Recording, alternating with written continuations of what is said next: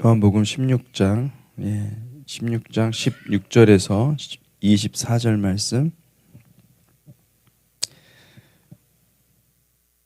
우리 16장 16절에서 24절까지 함께 교독하겠습니다. 조금 있으면 너희가 나를 보지 못하겠고 또 조금 있으면 나를 보리라 하시니 제자 중에서 서로 말하되 우리에게 말씀하신 바 조금 있으면 나를 보지 못하겠고 또 조금 있으면 나를 보리라 하시며 또 내가 아버지께로 감이라 하신 것이 무슨 말씀이냐 하고 또 말하되 조금 있으면이라 하신 말씀이 무슨 말씀이냐 무엇을 말씀하시는지 알지 못하노라 하거늘 예수께서 그 묻고자 함을 아시고 이르시되 내 말이 조금 있으면 나를 보지 못하겠고 또 조금 있으면 나를 보리라 함으로 서로 문의하느냐. 내가 진실로 진실로 너희에게 이르노니 너희는 곡하고 애통하겠으나 세상은 기뻐하리라. 너희는 근심하겠으나 너희 근심이 도리어 기쁨이 되리라. 여자가 해산하게 되면 그때가 이르렀으므로 근심하나 아기를 낳으면 세상에 사람 난 기쁨으로 말미암아 그 고통을 다시 기억하지 아니하느니라. 지금은 너희가 근심하나 내가 다시 너희를 보리니 너희 마음이 기쁠 것이요 너희 기쁨을 빼앗을 자가 없으리라. 그날에는 너희가 아무것도 내게 묻지 아니하리라. 내가 진실로 진실로 너희에게 이르노니 너희가 무엇이든지 아버지께 구하는 것을 내 이름으로 주시리라. 지금까지는 너희가 내 이름으로 아무것도 구하지 아니하였으나 구하라 그리하면 받으리니 너희 기쁨이 충만하리라. 아멘. 아멘. 어제 이어서 같이 16장 16절에서 20절 24절까지 말씀을 같이 읽었습니다. 예수께서는 오실 성령에 대해서 제자들에게 말씀하고 계십니다. 성령에 관해서는 이 구약 성경에는 아주 극히 일부에만 언급되어 있습니다. 하나님의 영이라고 기록이 되어 있고 그런데 구약에서도 하나님의 영이 성령이 역사하지 않은 건 아니시죠. 성령께서 역사하셨지만은 일부 하나님께서 기름 부으셔서 사용하시는 왕이나 예를 들어서 다윗 왕같이 그리고 또 사무엘 선지자, 예언자들 그리고 또 제사장들에게 성령의 기름을 부어주셔서 하나님께서 그 종들을 통해 사용하신 것을 볼 수가 있습니다. 하나님의 성령이 구약시대 때에도 일하고 계셨다. 그런데 예수께서 이 땅의 사역을 마치고 아버지께로 이제 가야 되는 그런 순간이 되었죠. 그때 가장 중요하고 제자들에게 필수적으로 알아야 되는, 제자들이 반드시 알아야 되는 그 성령의 사역에 대해서, 성령에 대해서 얘기를 해주고 계시는 것입니다. 예수님께서 사역을 하실 때 본인의 사역을 하신 게 아니라 성령의 사역을 하신 것입니다. 성령께서 기름 부어주셔서, 성령의 기름을 부어주셔서 하나님의 뜻대로 하나님의 사역을 하신 것입니다. 그래서 그분의 말씀과 이 모든 것들을 보잖아요. 그러면 당시 사람들은 이해가 안 됐을지는 모르겠지만은 정확하게 하나님께서 모든 인류에게, 우리 모든 역사 가운데 존재하는 모든 교회와 하나님의 백성들에게 꼭 필요한 말씀을 하셨습니다. 그 성령께서는 여호와의 일곱 영이라고 나와 있죠. 여호와의 일곱 영, 탁월한 지혜와 강력한 능력을 동반하지만 그렇지만은 성령께서는 예수님뿐만 아니라 이 제자들에게도 동일하게 함께 사역하기를 원하셨던 것이죠. 그래서 제자들이 성령 사역을 이해하면 마치 예수께서 공생의 기간 동안에 행하신 그것을 그들도 성령과 하나가 되어서 말씀을 가르치고 귀신을 쫓아내고 병든 자들을 고치시고 하나님 나라의 복음을 전파하는 그런 사역을 행할 수 있다. 그게 우리 주님의 마음이었습니다. 주님께서 나중에 이제 오실 것입니다. 임하실 것입니다. 우리 주님께서 정한 때가 되시면 하나님께서 가라 그러시면 이 땅에 오실 것입니다.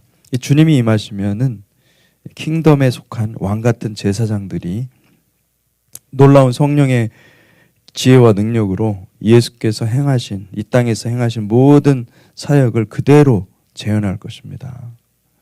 주님께서 이미 말씀하셨죠. 세례 요한보다 더 크다. 세례 요한이 같은 사람이, 가장 작은 사람이, 세례 요한이요 당시에 굉장한 능력을 행했습니다. 그런데 그들보다 더 위대한, 하나님 나라에서 지극히 작은 자라 할지라도 그보다 더 크다라고 하셨습니다. 그 얘기는 무엇입니까? 성령과 완전한 연합을 이룬 하나님의 종들이 나타난다는 것입니다. 그들은 성령의 능력으로 말씀을 가르치고 병든 자들을 고치고 또 예수의 제자로서의 삶을 그대로 보여줄 것입니다. 물이 바다 덮음같이 여호와를 아는 지식이 세상 가운데 편만해진다. 이 말씀은요, 이게 이 비유적인 말씀이지만 실제적으로는 하나님 나라에 속한 그 부활의 성도들, 하나님의 백성들이 어마어마하게 많아진다는 얘기입니다. 12절, 내가 아직도 너희에게 이를 것이 많으나 지금은 너희가 감당하지 못하리라. 사실 제자들은 당시에도 스승의 모든 말씀을 이해하지 못했습니다. 지금은 너희가 감당하지 못하리라. 말씀 그대로 제자들은 인식의 한계 안에 갇혀서 사실은 전혀 이해하지 못했던 것이죠. 13절에 그러나 진리의 성령이 오시면 그가 너희를 모든 진리 가운데로 인도하시리니 그가 스스로 말하지 않고 오직 들은 것을 말하며 장래 일을 너희에게 알리시리라. 여러분, 성령님께서는 진리의 영임을 믿으시기 바랍니다. 진리의 영이십니다. 그래서 우리의 심령을 수술하십니다. 주님의 말씀은요, 성령의 검인 거예요. 우리의 모습이 비록 진리가 아니고 죄 가운데 있으면서도 내가 죄인인지조차 인식하지 못할 때도 있죠. 그렇지만 그렇다 하더라도 하나님 말씀이 임하면 우리가 바뀝니다.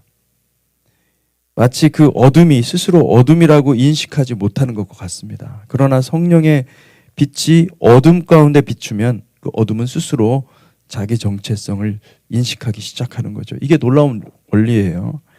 진리는 혼돈과 무질서를 가르고 그리고 질서와 조화를 창조해내시는 것이죠. 진리가 우리 삶 안에 들어오면 혼돈과 무질서의 삶이 질서와 조화의 아름다운 삶으로 변화되는 줄을 믿으시기를 바랍니다. 아멘. 장래일은 무슨 뜻입니까? 장래일.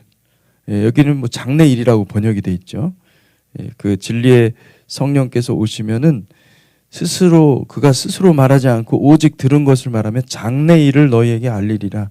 장래일, 그러니까 단순히 어떤 미래의 어떤 일어날 일들, 그걸 말해준다, 그런 뜻이 아니라요. 이 장래일은 장차 임하게 될 하나님 나라를 가리키는 겁니다. 이게 번역하면은 올람하바, 장차 임할 킹덤에 대해서 증거하신다, 이렇게 이해를 하시면 되겠습니다.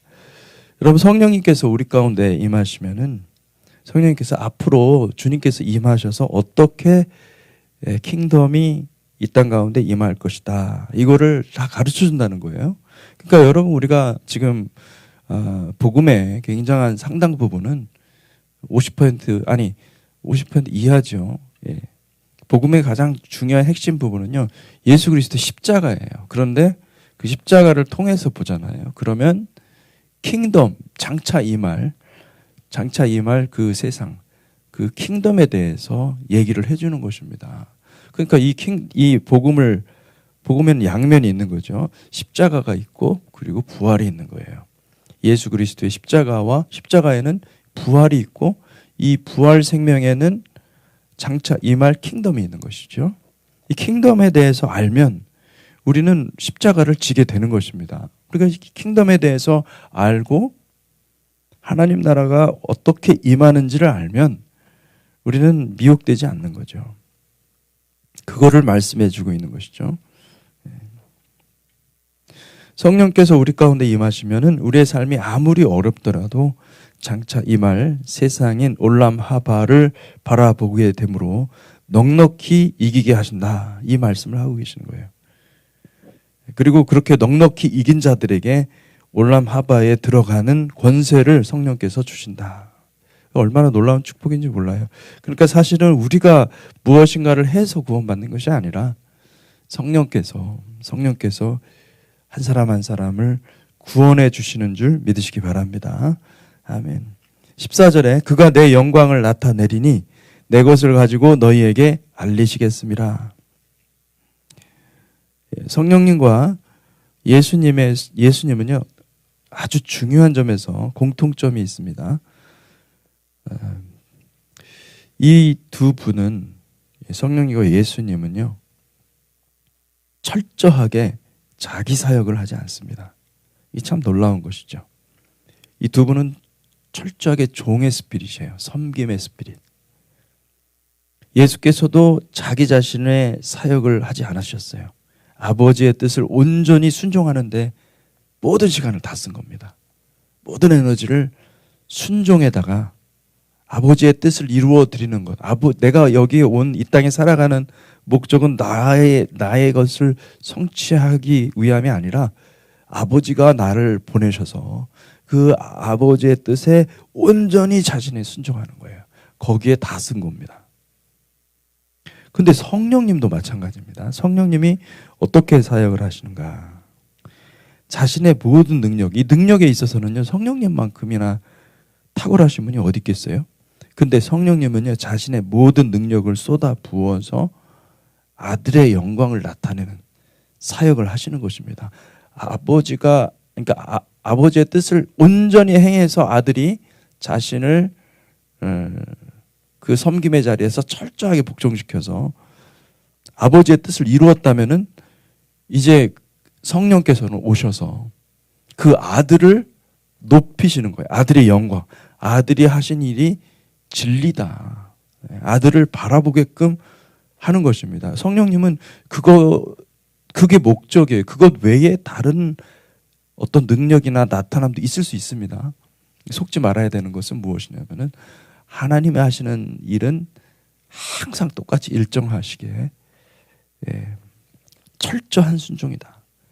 예수 그리스도를 높이는, 예수 그리스도의 영광을 위해서 사역하시는 것을 말씀해 주고 있는 것이죠. 그래서 14절에 보면 내 영광을 나타낸다, 그런 말씀이 나오죠. 15절에 무릇 아버지께 있는 것은 다 내 것이라. 그러므로 내가 말하기를 그가 내 것을 가지고 너희에게 알리시리라 하였노라. 유대인들은 이 에하드를 하나됨, 하나라는 뜻이죠. 에하드를 인간적인 개념으로 해석해서, 그래서 하나님을 삼위일체라고 우리가 이제 기독교에서는 우리가 그렇게 믿고 있지 않습니까? 그런데 그를 믿지를 못하죠. 근데 그것은요, 사실은 인간적인 개념으로 보면 에하드는 하나예요. 그러나 여러분, 우리가 가지고 있는 이 수의 개념, 하나, 둘, 셀 수 있는 이 숫자조차도 사실은 우리 인간 세계에서만 통용되는 것입니다. 우리의 이성에 락이 걸린 것이다, 이렇게 생각하면 돼요. 제한이 걸려 있어요. 그래서 하나님은 우리에게 숫자를 창조하셔서 우리에게 가르쳐 주신 것입니다. 하나님의 세계를 숫자로 표현은 못합니다. 우리의 수의 이해는 굉장히 제한되어 있고 하나님 자신을 숫자로 표현한다는 것은 어리석은 일이죠. 그냥 우리에게 이해하기 좋도록 그냥 숫자로 표현됐을 뿐이지, 숫자의 의미가, 숫자를 통해서 의미를 전달해 주기 위해서 우리에게 말씀하시는 것이지, 진짜 하나냐, 그거는 우리가 퀘스천할 수가 없어요. 그 삼위일체를 자꾸 인간적인 어떤 인간의 이성으로 자꾸 설명하려고 그러는데 설명이 필요가 없는 겁니다, 사실은. 설명해도 이해가 안 되는 걸 어떻게 합니까? 삼위일체가 이해하기 어려운 건 당연한 거예요. 하나님의 창조하신 천상계를 우리의 제한된 언어로 표현할 수 없습니다. 천상계에 올라가면은 에녹스에 보잖아요. 그러면은 이 천상계가 이 세계가 지금 우리가 이 땅에 이 땅을 살아가고 있잖아요. 이게 아주 지극히 낮은 차원이에요. 예. 그 위에 계속 업그레이드된 세계가 또 있다는 거예요. 그러니 이걸 우리가 어떻게 이해를 하겠어요? 이해를 못하는 것이죠. 이해하기 어려운 것입니다. 16장 16절에서 19절 16장 16절에 19절 조금 있으면 너희가 나를 보지 못하겠고 또 조금 있으면 나를 보리라 하시니 제자 중에 서로 말하되 우리에게 말씀하신 바 조금 있으면 나를 보지 못하겠고 또 조금 있으면 나를 보리라 하시며 또 내가 아버지께로 감이라 하신 것이 무슨 말씀이냐 하고 또 말하되 조금 있으면이라 하신 말씀이 무슨 말씀이냐 무엇을 말씀하시는지 알지 못하노라 하거늘 예수께서 그 묻고자 함을 아시고 이르시되 내 말이 조금 있으면 나를 보지 못하겠고 또 조금 있으면 나를 보리라 하므로 서로 문의하느냐. 예, 굉장히 말을 반복해서 말을 하지 않습니까? 조금 있으면 너희가 나를 보지 못하겠고 또 조금 있으면 나를 보리라. 예. 이 조금 있으면 이게 무슨 말일까요? 이 말은 조금 있으면 다시 말하면 곧 이제 내가 죽게 된다. 주님께서 죽으시고 근데 또 조금 있으면 그 3일 만에 내가 다시 살아난다. 이 말씀을 하시는 것입니다. 근데 이것을 정확하게 말을 하지 않고 주님께서 이렇게 비유적으로 은유적으로 말씀을 하신 것입니다. 왜 이 말씀을 은유적으로 비유적으로 말씀을 하셨을까요? 이것은 여러분 이게 20절 한번 보세요. 20절 내가 진실로 너희에게 이르노니 너희는 곡하고 애통하겠으나 세상은 기뻐하리라. 너희는 근심하겠으나 너희 근심이 도리어 기쁨이 되리라. 이 말씀을 하신 것은 너희는 곡하고 애통하겠으나 세상은 기뻐하리라. 주께서 잡히시면은 제자들은 두려워서 도망갈 것입니다. 하지만 주님이 십자가에 달려 죽으시면 그들은 목 놓아 통곡하며 애통할 것입니다. 예수를 잡아 죽인 자들은 그 한 사람이 죽어서 많은 이들을 오히려 살릴 수 있으니 서로 좋아하며 기뻐할 것입니다. 이게 어디서 발견되죠? 예, 우리는 요한계시록을 많이 했으니까 요한계시록에서 이 장면이 나오지 않습니까? 그죠? 그러니까 주님이 이 말씀을 비유로 하신 것은 이렇게 제자들이 알아듣지 못할 정도로 이런 비유의 말씀을 하신 것은 제자들만을 위한 것이 아니라 바로 지금 이 마지막 때를 살아가는 저와 여러분들을 위한 것임을 믿으시기 바랍니다. 그러니까 이게 주님 예언의 말씀을 하시는 거예요. 너희는 곡하고 애통하겠으나 세상은 기뻐하리라. 계시록 11장에 보면 이런 말씀이 있습니다. 그들이 그 증언을 마칠 때 무저갱으로부터 올라오는 짐승이 그들과 더불어 전쟁을 일으켜 그들을 이기고 그들을 죽일 터인즉 그들의 시체가 큰 성 길에 있으리니 그 성은 영적으로 하면 소돔이라 하고 애굽이라고 하니 곧 그들의 주께서 십자가에 못 박히신 곳이라. 그러니까 예수께서 십자가에 달려 죽으신 것과 같이 하나님의 백성들도 이런 엄청난 고난을 당하게 될 것이다. 이 얘기를 하는 것입니다. 그리고 백성들과 족속과 방언과 나라 중에서 사람들이 그 시체를 사흘 반 동안 보며 무덤에 장사하지 못하게 하리로다. 그리고 10절에 보니까 이 두 선지자 땅에 사는 자들을 괴롭게 한 고로 땅에 사는 자들이 그들의 죽음을 즐거워하고 기뻐하여 서로 예물을 보내리라 하더라. 그러니까 이거 그대로 이 말씀이 너희는 곡하고 애통하겠으나 세상은 기뻐하리라. 이 말씀을 그대로 요한은 요한계시록에서 재현하고 있는 거예요. 다시 보여주고 있는 거예요. 그런 날들이 주님이 예언하신 그 말씀이 그대로 현실이 될 것이다 라고 말씀하고 계시는 것입니다.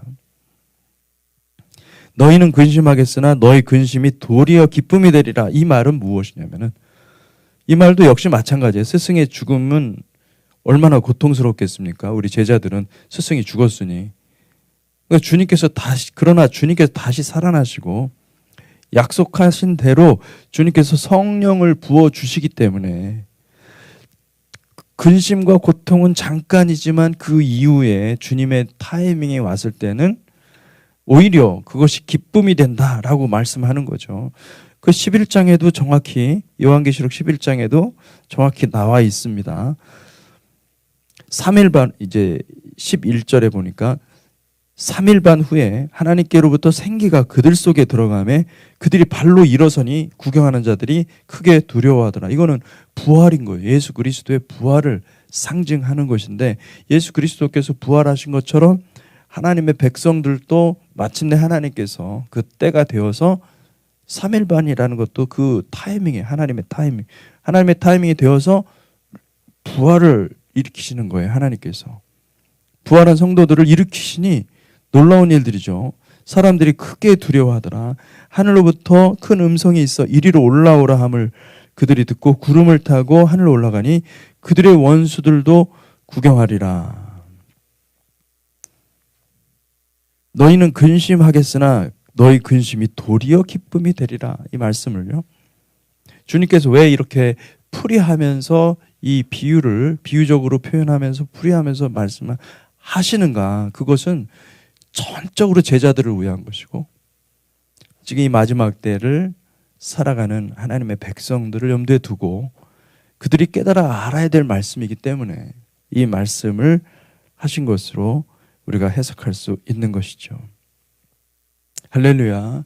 요한계시록도 마찬가지예요. 요한계시록도 예수님의 말씀에서 나온 것이지, 요한계시록이 진짜 어떤 환상, 물론 요한이 환상을 봤고 하나님의 계시 가운데 들어갔습니다. 그런데 하나님의 계시는 전적으로, 하나님이 주시는 계시는 전적으로 예수님이에요. 예수 그리스도께서 모든 계시를 완성하신 분이라는 것을 말해주고 있는 것이죠. 21절에서 24절, 21절에서 24절에 보니까 여자가 해산하게 되면 그때가 이르렀으므로 근심하나 아기를 낳으면 세상에 사람 난 기쁨으로 말미암아 그 고통을 다시 기억하지 아니하느니라. 이것도 요한계시록에 나와 있지 않습니까? 요한계시록 12장에 보면은 하늘에 큰 이적이 보이니 해를 옷 입은 한 여자가 있는데 그 발 아래에는 달이 있고 그 머리에는 12별의 관을 썼더라. 그 여자가 아이를 베어 해산하게 되매 아파서 애를 부르짖더라. 하늘에 또 다른 이적이 보이니 보라, 한 큰 붉은 영이 있어 머리가 7이요 뿔이 10이라. 그 여러 머리에 7 왕관이 있는데 그 꼬리가 하늘의 별 3분의 1을 끌어다가 땅에 던지더라. 용이 해산하려는 여자 앞에서 그가 해산하면 그 아이를 삼키고자 하더니. 여러분, 이 말씀은 이 여자가 누굽니까? 여기서 이게 하나님의 백성들이거든요. 이게 하나님의 백성들이 여자가 아이를 베어 해산하게 되매 아파서 애를 쓰며 부르짖더라. 이 해산의 고통이 있다는 거예요. 근데 그 아이는 누구냐면은 장차 누굽니까? 장차 다스릴 하나님의 아들 메시아죠. 5절에 보면은 여자가 아들을 낳으니 이는 장차 철장으로 만국을 다스릴 남자라. 그 아이를 하나님 앞과 그 보좌 앞으로 올려가더라. 그 말씀을 하고 있죠. 저는 이게 이제 이전에 보면서 이게 하나님, 이 부분을 해석하기가 참 어려웠는데 최근에 제가 이걸 다시 보면서 이게 주님의 말씀의 성취구나. 주님께서 말씀하신 것을 정확하게 성취하신 거구나. 주님께서 뭐라고 말씀하시는 겁니까? 여자가 해산을 하게 되면 그때가 이르렀으므로 근심하나 아기를 낳으면 세상에 사람 난 기쁨으로 말미암아 그 고통을 다시 기억하지 아니하느니라. 그 해산의 고통 때는 얼마나 크게 그 고통이 느껴지겠습니까? 그러나 그 고통을 다 통과하고 아이를 낳았을 때는 그 아이 난 그 기쁨으로 인해서 다 잊어버리는 거죠. 마찬가지로 요한계시록 12장에도 그렇게 해석할 수가 있는 거예요. 여자가 아들을 낳으니 이는 마침내 나았다는 거예요. 그러니까 아들을 낳았다는 것은 마침내 무엇이 해결이 된 겁니까? 주님께서 메시아가 오셨다라는 것을 말하는 거예요. 메시아가 오시는 게, 메시아를 오시게 하는 게 교회의 사명인 줄 믿습니다. 교회가 환난을 통과해요. 그런데 마침내 그 교회의 순결함과 거룩함을 세상 앞에서 증명해서, 그래서 이 아들이 오셔야만 되는 거죠. 메시아가 오시게 된다. 메시아가 오시면 이 여자의 사명은 끝나는 거야. 왜냐하면 그 메시아가 온 땅을 다스릴 테니까. 그러니까 여러분, 이 교회가 존재하는 목적은 이 마지막 때에 이 환난을 통과하는 것입니다. 환난을 피하는 것이 아닙니다. 환난을 피하는 것이 아니라 환난을 통과하면서 예수 그리스도의 영광을 나타내는 자들이 교회가 될 줄로 믿습니다. 그러니까 그것을 위해서 우리가 준비를 해야 되는 거죠.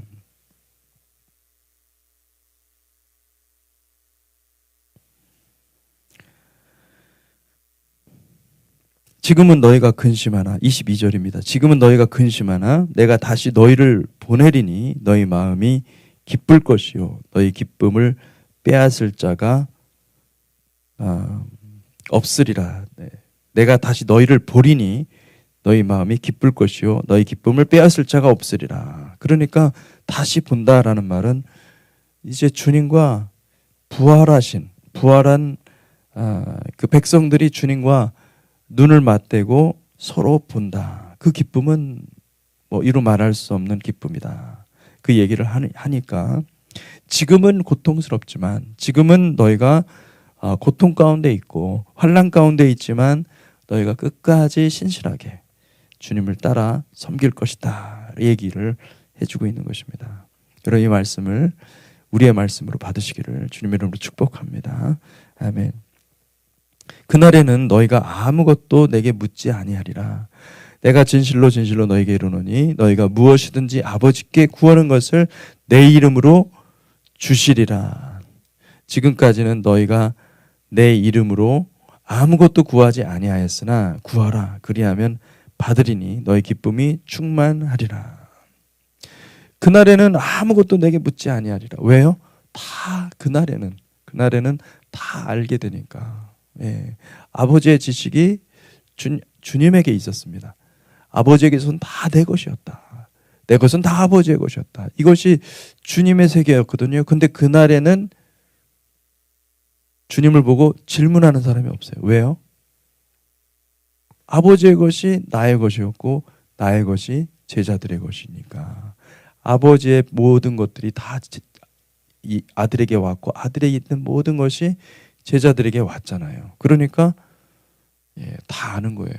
얘기를 안 해도 다 아는 거예요. 지금은 너무 몰라요. 이게 지금 제자들은 너무 몰라서 계속 얘기를 하고, 이제 계속 보면은요, 제자들 계속 헛소리 합니다. 이제는 물어보지 않겠습니다. 막 이렇게 아는 척 하는 거죠. 근데 주님은 다 아시는 거예요. 이 사람들이 이렇게 말하고도 또 배반할 것도 다 아시거든요. 아시면서 말씀하시는 것입니다. 그날에는 너희가 지금 이 땅에 지금 이 시대가 악하고 올람하제 이 땅에 거하니까 너희들이 지금 이렇게 흔들리고 힘들어하지만은 모든 것을 다 통과하고 난 다음에는 아무것 그런 것들이 다 사라져 버리는 거예요. 할렐루야. 아멘. 그러니까 여러분, 이때에 혼란스럽고 힘들고 어려운 이런 상황들을 순간순간 통과할 수 있다는 것이, 물론 이게 쉬운 일은 아니지만은 이것이 굉장히 영광스러운 일이고, 그날에 볼 때는 이것이 너무나 귀한 것들이죠.